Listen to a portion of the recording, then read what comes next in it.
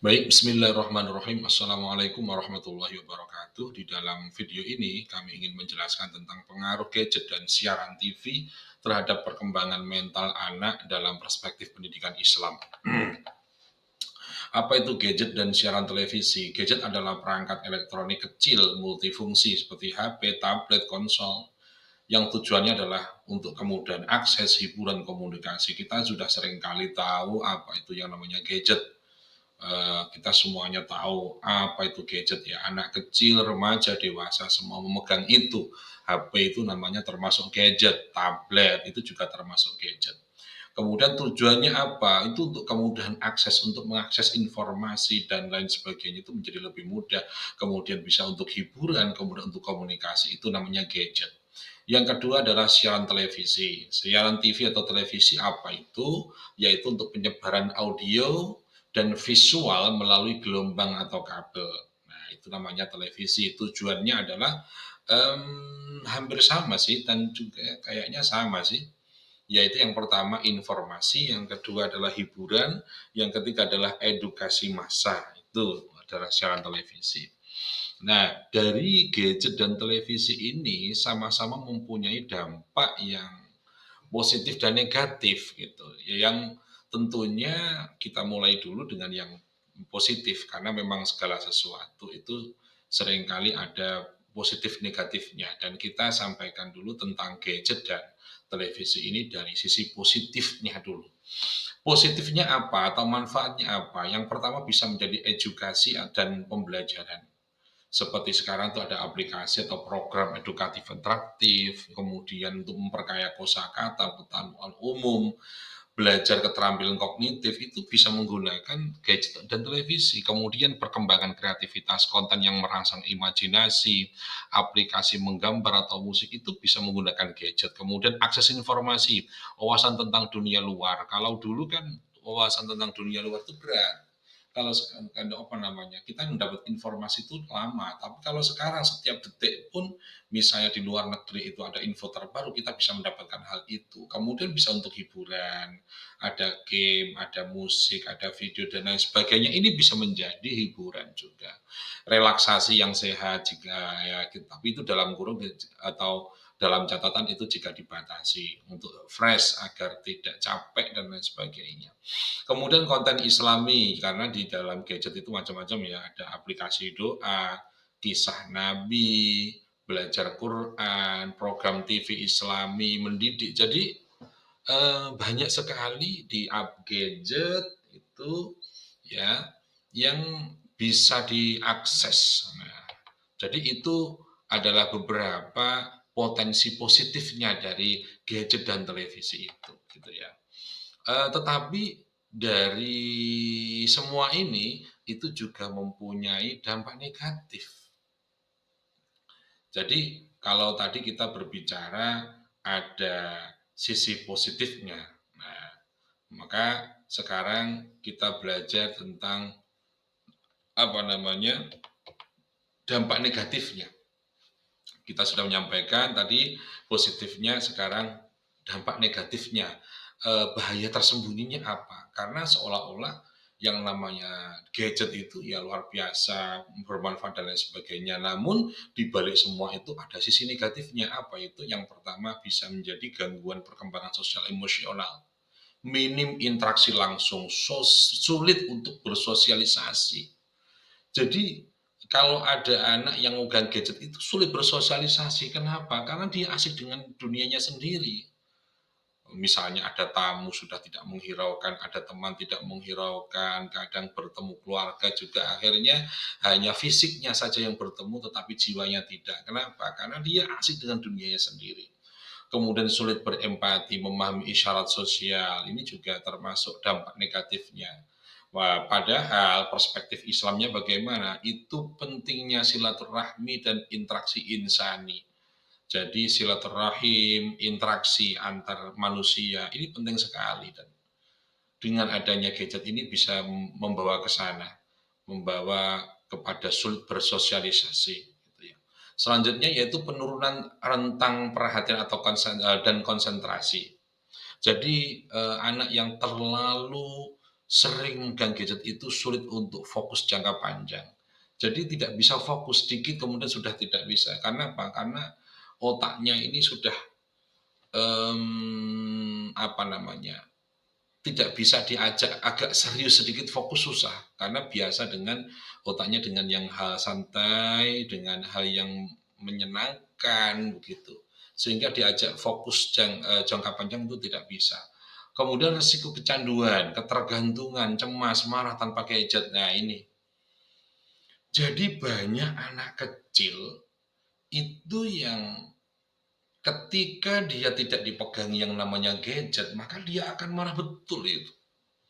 Nah, itu yang membahayakan. Jadi, mmm, ada anak yang karena sebelum-sebelumnya oleh orang tuanya, oleh mamanya atau oleh papanya, itu dipegangi gadget. Nah, ketika orang tuanya tadi mengambil gadget itu dan dia ingin main, maka dia bisa marah sekali. Nah, itu apa namanya, jadi ketergantungan. Kemudian selanjutnya mengalihkan dari aktivitas fisik, belajar ibadah. Yang pertama fisik. Karena dia itu asik dengan gadgetnya, akhirnya apa?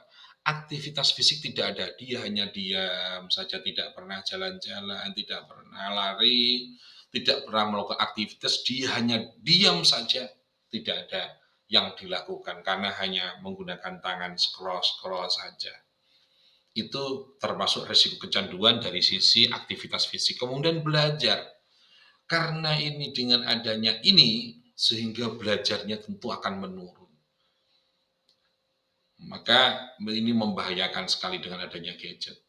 Jadi gadget itu yang biasanya anak bisa belajar karena gadget, karena dia melihat game, karena melihat tayangan video dan lain sebagainya, sehingga dia akhirnya lupa dengan belajarnya. Inilah yang menjadikan bahaya. Selanjutnya masalah ibadah.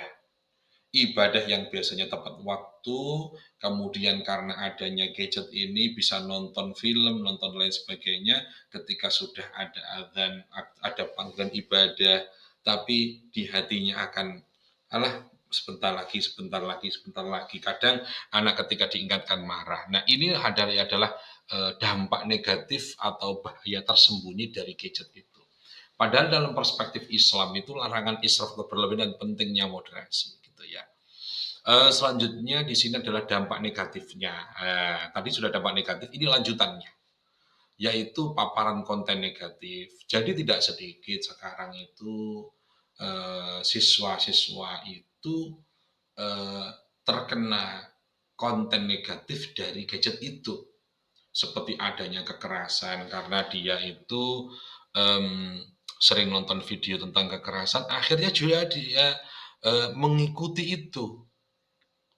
Jadi tontonan menjadi tuntunannya seperti itu, tapi tuntunannya yang negatif ini ya.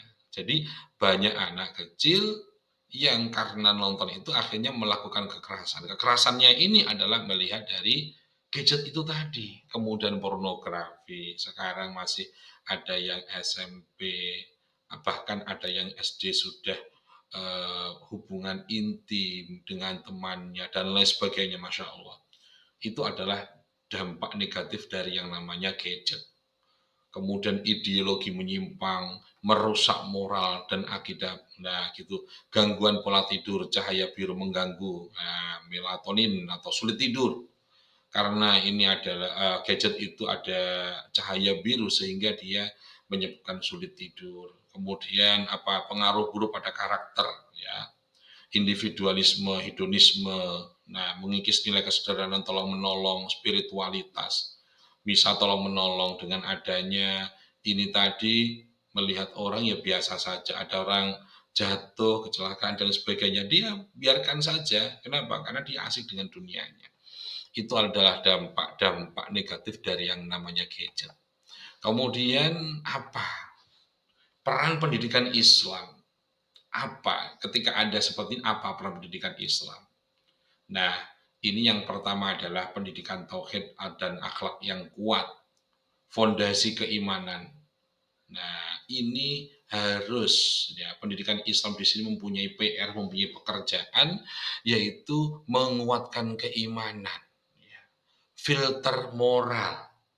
Jadi pendidikan Islam seharusnya memberi masukan, memberi tambahan fondasi keimanan, kemudian masalah moral, filter moral. Jadi yang mana yang namanya kesalahan, oh ini tidak baik, karena memang anak-anak tidak tahu ini yang salah, ini yang benar karena mereka masih anak-anak sehingga tujuan PR dari peran pendidikan Islam adalah menguatkan keimanan dan juga itu tadi ya, yaitu filter moral dari misalnya ada yang salah itu nanti disampaikan gitu ya, sehingga dia akan tahu bahwa itu salah.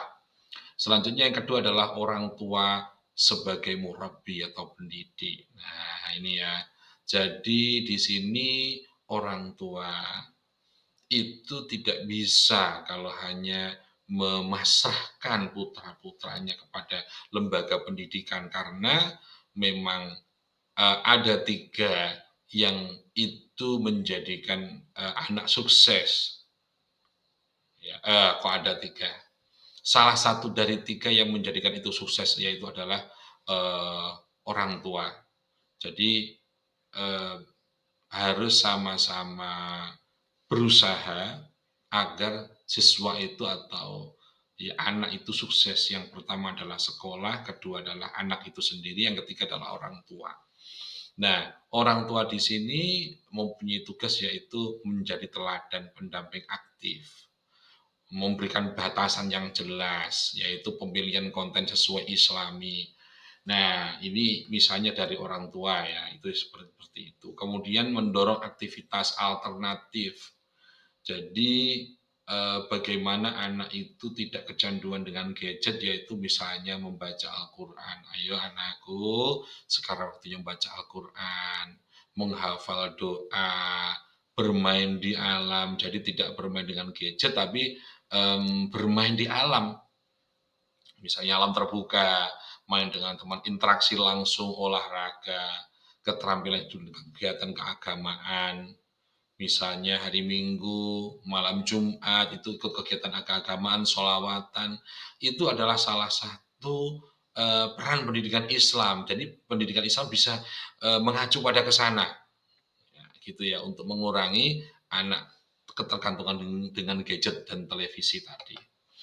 Nah, peran pendidikannya lagi apa? Literasi digital berbasis Islam. Jadi peran pendidikannya bisa menggunakan literasi digital berbasis Islam, mengajarkan etika bermedia sosial. Jadi bagaimana bermedia sosial yang baik, misalnya kalau menonton YouTube, kalau nonton Instagram, TikTok dan lain sebagainya, pilihlah sesuatu hal yang positif bukan negatif. Kemudian ketika ada yang jelek itu jangan dijadikan tuntunan, tetapi itu tetap menjadi gambaran yang jelek, kita tidak boleh mengikutinya. Kemudian memilih dan menyaring informasi menggunakan teknologi untuk dakwah dan kebaikan. Kemudian ya itu ya ada beberapa peran di dalam apa namanya agar anak tidak ketergantungan dengan gadget itu tadi. Jadi kesimpulannya yang tentang gadget dan televisi ini, gadget dan televisi ini seperti dua sisi mata uang. Ya. Jadi kita tidak ada yang mengatakan lagi seperti sebuah pisau. Jadi gadget ini seperti sisi mata uang, bagaimana maksudnya? Dia mempunyai sisi positif dan sisi negatif, maksudnya ada dua sisi. Kita tidak bisa menyalahkan hal ini, tetapi kita bisa mengarahkan. Karena ketika kita melarang anak menggunakan gadget dan televisi, padahal sebenarnya TV dan gadget ini juga penting. Karena ada hal-hal yang positif seperti pisau, ada yang mengatakan tentang filosofi pisau, pisau itu akan baik ketika dipegang oleh misalnya jagal sapi atau jagal kambing, dan ia akan menjadi jelek ketika dia dipegang oleh seorang pembunuh. Nah, itu gadget itu diibaratkan dua sisi mata uang. Kemudian kesimpulannya lagi adalah pentingnya pengawasan dan bimbingan serius. Jadi ketika anak memegang gadget begini, kita tidak bisa atau kita tidak boleh melarang, ya kita tidak bisa melarang anak untuk tidak menggunakan gadget karena memang sekarang itu semuanya tidak terbendung, semuanya harus serba gadget, dan televisi di mana saja, mmm, kita hanya bisa mengarahkannya. Kita bisa mengarahkan ke hal yang positif, misalnya nonton atau, melihat video di gadget atau televisi, maka kita lakukan pengawasan, ya dan bimbingan serius. Maksudnya di sini kita tidak memberikan kebebasan mereka full silahkan nonton, tidak, tetapi kita arahkan mereka kepada hal-hal yang positif sehingga mereka tidak akan, larut kepada hal-hal yang negatif. Kemudian pendidikan Islam di sini solusi holistik untuk membimbing anak. Jadi, mmm, dengan adanya gadget yang membahayakan seperti ini pendidikan Islam bisa menjadi solusi, ya. Pendidikan Islam menjadi solusi untuk membimbing anak. Jadi dengan adanya, gadget ini bisa diselesaikan yaitu dengan pendidikan Islam dan lain sebagainya. Dengan tujuan apa sebenarnya semua ini dilakukan? Misalnya ada gadget dan televisi kemudian kita kuatkan dengan pendidikan Islam itu tujuannya untuk apa? Yaitu, mencetak generasi yang soleh, generasi yang baik. Karena kalau sudah gadget digunakan untuk hal yang negatif, maka sudah bisa dipastikan itu nanti tidak akan bisa menjadi generasi yang soleh, tidak bisa menjadi generasi yang cerdas dan berakhlak mulia di era digital ini. Itu ya, tujuannya itu, dengan adanya penguatan pendidikan Islam untuk melawan adanya gadget dan televisi. Saya kira itu, semoga yang kami sampaikan ini membawa manfaat dan barokah. Kita tutup dengan bacaan hamdalah bersama-sama. Alhamdulillahirabbil alamin. Assalamualaikum warahmatullahi wabarakatuh.